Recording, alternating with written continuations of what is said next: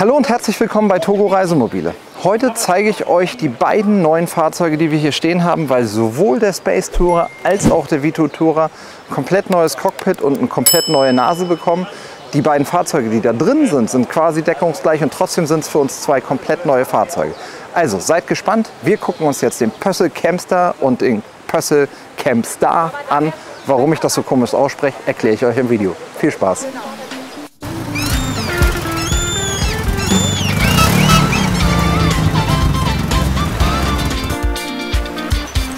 So, warum so komisch?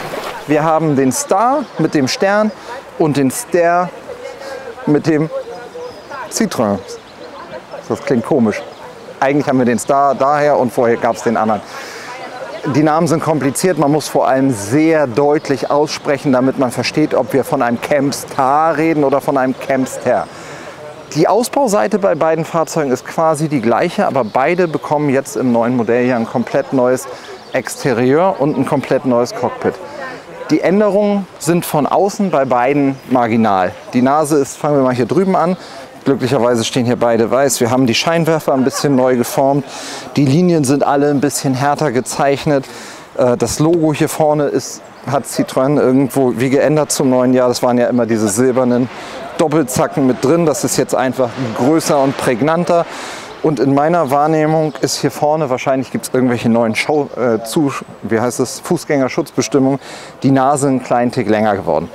Ich würde sagen, bis hierhin ist das Auto identisch und die Kunststoffteile vorne dran sind neu und anders. Es gibt ein bisschen anderen Tempomat, da kommen ein paar Kleinigkeiten mit dazu, aber im Großen und Ganzen ist das Auto von außen das gleiche geblieben.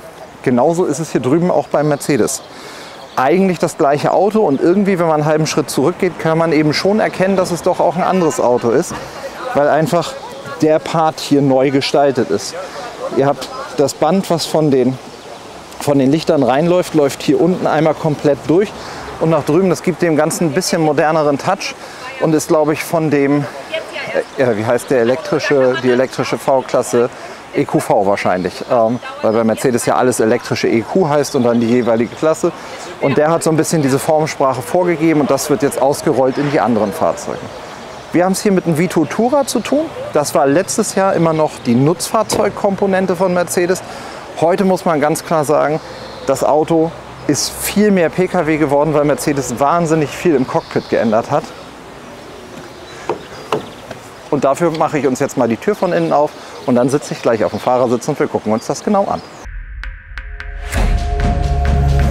Im Großen und Ganzen ist nämlich das Cockpit, jetzt wo ich drin sitze, genau das gleiche, was wir vorher. Ich bin ja gerade V-Klasse gefahren, da hatte ich genau das gleiche Lenkrad drin, zwar noch ein bisschen mit anderen Tasten, aber das ist jetzt neues Modelljahr.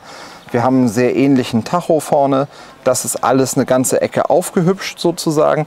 Das, was aber der große Unterschied zwischen diesem Modelljahr und dem Modelljahr 25, also zwischen Modelljahr 24 und 25 ist vor allem hier der Bereich der Mittelkonsole, weil wir jetzt auch das 10 Zoll M-Bux mit drin haben. Von diesem Auto fehlt uns leider momentan der Schlüssel. Drüben im Citroën können wir gleich viel genauer gucken, was das Radio kann. Das ist aber das, was ihr aus allen Sprintern kennt. Und wer die Funktionalität sich genau angucken will, dem verlinken wir oben in der Ecke das Video vom Jules Verne von Westfalia. Da waren wir ja auch auf der Händlertagung, da haben wir im Detail das alles gezeigt, wie die einzelnen Funktionen sind, die da drin sind. Das, was in dem Auto wirklich anders ist, ist, dass das Cockpit in der Mitte halt deutlich aufgeräumter ist und dieses Nutzfahrzeug-Touch-Ding so ein bisschen rausgeht. Und ich finde, wenn die beiden Autos da nebeneinander stehen, irgendwie kann man sehen, dass das neue Autos sind. Irgendwie kann man aber auch ganz klar sehen, dass es ein Facelift ist. Das heißt, so grundsätzlich anders sind die Autos von innen nicht. So, von innen ist es tatsächlich bei dem Fahrzeug so, dass das nach hinten ist es der Camstar, wie ihr ihn seit eh und je kennt. Das waren schon ganz schön viele Worte heute. Das, was wir hier sehen, ist im Prinzip ein komplett neues Cockpit. Zu meiner Schande muss ich gestehen, wir haben noch keine finalen Listen. Das heißt, ich kann euch ehrlicherweise nicht genau sagen, was von dem, was wir hier haben, Serie ist und was nicht Serie ist. Was definitiv so ist, ist, dass wir einen neuen Tacho haben. In der Mitte, ich schalte mal da ein bisschen um, bleibt mal mit dem Blick da. Es gibt da verschiedene Modi mit Umstellung auf Radio, auf verschiedenste Sachen, die da sind, wo ich auch Teile vom großen Display in der Mitte mitspiegeln kann. funktional und von der Motorisierung. Wir haben die gleichen Motoren, wir haben die gleichen Getriebe. Das Auto, genau, Vladi kommt mal mit auf die andere Seite, während ich euch das hier vorne erzähle. Wir haben auf jeden Fall eigentlich das gleiche Auto, wir haben von innen und von außen eben eine Facelift mit drin. Von außen ändert es nicht wirklich viel. Man kann zwar sehen, dass es neu und anders ist, das habt ihr ja eben schon gesehen. Aber von innen muss man ganz klar sagen, ist es natürlich, weil jetzt den aktuellen Wagen, das neue Display ist durchaus eine schicke Variante. Die Funktionalität ist die gleiche. Es ist halt ganz klassisch, wie es in modernen Autos ist, breiter und größer. Das Lenkrad, finde ich, sieht erstmal gewöhnungsbedürftig aus, ist aber, glaube ich, ein Tribut an alte Citroën-Autos. Ich meine, dass es in so alten Citroën irgendwo der 70er, 80er, vielleicht auch 90er Jahre so eine ganz klassische Lenkradform gewesen ist. Das Logo ist hier ein bisschen verändert. Ihr habt die ganzen Multifunktionstasten für ein Abstandsregeltempomat und solche Dinge hier mit drin. Radiosteuerung da drüber, elektrische Handbremse, die man bestellen kann, beheizbares Lenkrad, all solche Sachen mit da. Aber es ist eigentlich genau das Auto, in dem wir aktuell auch durch die Gegend fahren. Hier steht er jetzt als Handschalter, gibt aber natürlich weiterhin auch die 8-Gang-Automatik.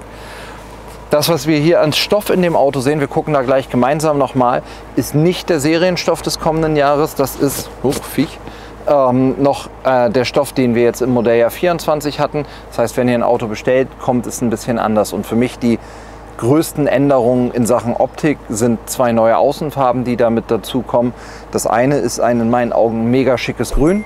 Und dann gibt es ein klassisches Grau-Metallic, auch noch neu. Und alles andere bleibt eigentlich so, wie ihr es kennt. Mir war nur wichtig, dass man hier eine Idee bekommt, wie sich das Cockpit hier vorne verändert. Dann kann ich hier ja erstmal den Motor wieder ausmachen. Dann können wir hier noch mal kurz den Blick hinten reinwerfen. Ja, das macht mein Auto auch. Zündschlüssel abziehen. Und weil hier nur vertrauenswürdige Pösselhändler sind, Schlüssel einfach im Auto liegen lassen. Da wird schon keiner mit wegfahren. Lass uns mal hinten gucken und dann gucken wir, ob sich da was geändert hat. Aber meines Wissens ist es genau das, was ihr schon kennt. Der hintere Bereich im Campster ist im Prinzip tatsächlich genau das, was ihr kennt. Wir haben neulich gerade ein super ausführliches Video zum Campster gemacht. Das verlinken wir euch hier oben in der Ecke, damit ihr eine Idee bekommt, wie man ein Bett baut, wie die Liegefläche oben ist, all solche Dinge. Ihr habt hier die Kühlbox mit drin, wenn ihr sie bestellt. Ihr habt eine Heizung mit dabei. Übrigens auch beim Campstar und beim Campster, genau wie Venstar und Venster. Auch dort gibt es Bestandsfahrzeuge, die zur Verfügung stehen, die wir super attraktiv kaufen können. Also genau wie bei den großen Autos seid ihr auch hier genau auf der Schwelle, euch zu überlegen, ob ihr ein bestehendes Fahrzeug zu einem günstigeren Preis nehmt oder ob ihr lieber sagt, ich möchte das schicke neue mit dem neuen Cockpit, mit der neuen Nase haben. Beim Campster, also Citroën mit Wohnmobilausbau, ist es ja so, dass der Küchenblock hier rausnehmbar ist. Wir haben ja das gleiche als Campstar, das Mercedes-Mobil. Komm mal bitte rum. Ich gehe mal rüber auf die andere Seite. Guckt ihr mal von da rein. Beim Campstar ist es eben so, dass der Küchenblock fest im Auto ist. Den könnt ihr nicht rausnehmen. Dafür ist er dann aber schwenkbar. Der wird einmal entriegelt, dann klappe ich ihn raus und dann kommt ihr am besten mal mit hier rum. Dann schwebt er ja jetzt hier. Dann habe ich hier quasi eine Entriegelung. Klappe mein Bein auf Rollen nach unten und dann, jetzt muss ich euch den Rücken kurz zudrehen, hebe ich ihn einmal an, hebe ich ihn hier rüber.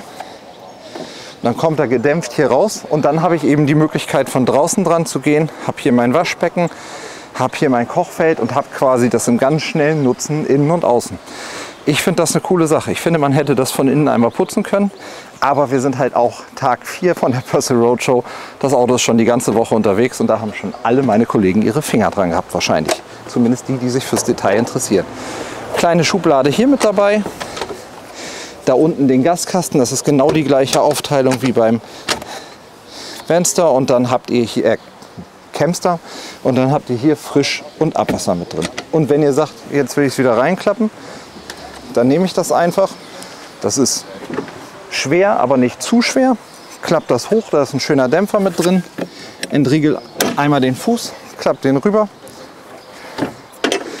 Nehme das Ganze und raste es da wieder ein und habe alles wieder drin. Schiebetür zu und habe dann mein ganzes Auto wieder als normalen Alltags-Pkw. Also schon eine coole Lösung. Lass uns noch mal von hinten den Vergleich machen. Grundsätzlich muss man ja ganz klar sagen, wir haben zwei unterschiedliche Längen. Der Mercedes ist deutlich länger in dem, was er ist. Die Technik ist eigentlich relativ ähnlich in beiden Fahrzeugen. Wir haben hier Kleiderschrank. Und wie ihr vom Dekor seht, sind die Autos auch komplett gleich. Da ist ein zweiter Schrank. Kommst du da rum, dass wir da auch einmal reingucken können? Perfekt, vielen Dank. Und unten haben wir einmal dort nochmal Raum und dort, dass wir auch nochmal den zusätzlichen Raum haben. Das, was man aber eben sieht, ist, dass hier hinter der Sitzbank deutlich mehr Raum ist als drüben. Beide haben die gleiche Sitzbank zum Aufbauen. Das heißt, wenn ich hier hingehe, die Klappe aufmache, ist deutlich weniger Raum. Sind die Schränke etwas kleiner, ist ein bisschen mehr Technik drin. Der Wagen ist halt nur 4,95, 4,99, also knapp unter 5 Meter. Und bei den Mercedes-Modellen sind wir eben knapp über 5 Meter. Und das spürt man in allen Belangen. Sowohl von der Sitzposition, als auch von der Breite, als auch vom verfügbaren Raum, der drin ist. Was ich ganz charmant finde, das hat der Space Tourer serienmäßig, hat hier eine Entriegelung, um die Klappe separat aufzumachen. Wenn ich das beim Mercedes haben will, muss ich letztendlich für sehr viel Geld den Aufpreis zur V-Klasse nehmen. Die Klappe hier bringe ich auf jeden Fall nicht separat auf, auch nicht mit dem Facelift. Nein, das heißt, das ist wie bei den älteren Fahrzeugen. V-Klasse könnt ihr mit einer elektrischen Klappe und die elektrische Klappe dann auch mit der separaten Öffnung bestellen. Den Vito Tourer, den wir hier haben, der in unserer Welt das absolute Maximum ausmacht, kann das eben nicht. Ich finde gerade jetzt im neuen Modelljahr mit dem Facelift des Vito Tourers ist auch die Differenz zwischen der V-Klasse und dem Vito Tourer nicht mehr so groß, dass wir davon ausgehen, dass wir einen Großteil der Fahrzeuge, die wir davon verkaufen, als Vito Tourer letztendlich haben, weil da einfach Preis-Leistungs-Verhältnis noch mal eine ganze Ecke attraktiver ist. Bei der V-Klasse ist es noch ein bisschen edler, aber die geht halt mehr so Richtung ganz schnieke und edel von innen. Und ob das dann zu Camping und Preis-Leistungs-Verhältnis besonders attraktiv gut passt, weiß ich nicht genau. Ja, welcher von den beiden ist die richtige Lösung für euch? Lieber Citroën Space Tourer als Basisfahrzeug, Mercedes Vito Tourer. Zwei super schöne Autos. Beide haben einen tollen, attraktiven Alltagsnutzen. Und bei beiden, hier sind überall Tiere, Entschuldigung. Bei beiden muss man einfach ganz klar sagen, sie sind tolle Alltags-PKWs, die wahnsinnig viel Aufgaben im Alltag übernehmen können, die auch tolle Reisefahrzeuge sind. Aber unterm Strich ist natürlich kein klassisches großes Wohnmobil. Das kennt ihr ja von allen Californias und Marco Polos genauso. Deswegen muss man da immer für sich überlegen, was möchte ich gerne haben. Ihr habt hier die freie Auswahl. Es gibt die beiden Fahrzeuge, dazu die beiden kleinen Geschwister, Vanster und Vanstar, wo wir dann eigentlich nur noch Pkw mit Aufstelldach haben. Ich weiß nicht, was das Richtige ist. Wir haben lange Zeit jetzt einen Vanstar gefahren, sind auf den Citroën jetzt umgestiegen. Ich fahre beide Autos gerne, ist die Preisdifferenz gerechtfertigt. Fahrt einfach beides Probe, kommt vorbei, redet mit uns, dann finden wir gemeinsam raus, was für euch die richtige Lösung ist. Ich hoffe, dass wir euch einen Einblick für das neue Modelljahr geben konnten. Ich hoffe, dass wir demnächst dann auch die harten Fakten zu Preisen, Ausstattung haben. Da werden wir dann nochmal im Einzelnen auf die Fahrzeuge ganz genau eingehen. Erstmal vielen Dank fürs Zusehen bis hierher. Wir sehen uns bald im nächsten Video. Schöne Grüße aus Stove und bis bald. Aus Stove nicht, aber nee, aus Stove nicht. Schöne Grüße auch vom Gut Badenhagen in malerischer Umgebung mit Vogelzwitscher und schnatternden Kollegen im Hintergrund. Wir sehen uns bald im nächsten Video. Das kommt dann wieder aus Stove. Tschüss.